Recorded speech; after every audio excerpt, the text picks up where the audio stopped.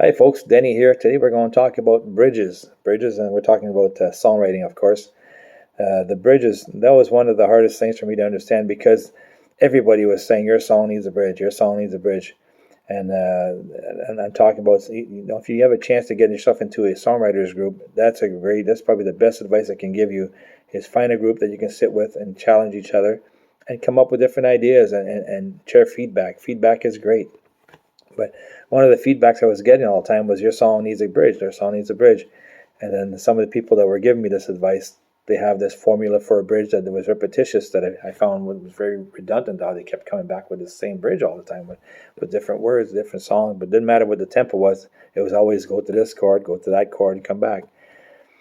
Well, lo and behold, I went and did a lot of writers sessions, writers workshops in Nashville, and I spent a lot of time in Austin. I go down there specifically for songwriting, just to listen and learn. And I met a fellow named Roger Cook in Nashville. And Roger Cook is a Hall of Fame writer. I met quite a few of those big time writers, and I listen because when they talk, you want to listen to those guys. But Roger doesn't call it a bridge, which was a big eye opener for me. He calls it a ramp. It's like the song's like your highway. Then you get off of the highway, and you create a little something else, and then you ramp back onto the highway again.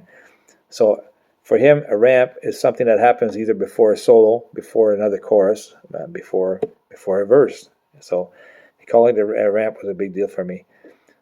So another big thing about bridges, your song, your song will tell you if you need a bridge. You can have a whole table of people say it, and maybe they're right and maybe they're wrong. And it's good that you hear all this feedback. But just a little thought here. There's a fellow named Garth Brooks. He was pretty big at one time. Matter of fact, I think he's still pretty big.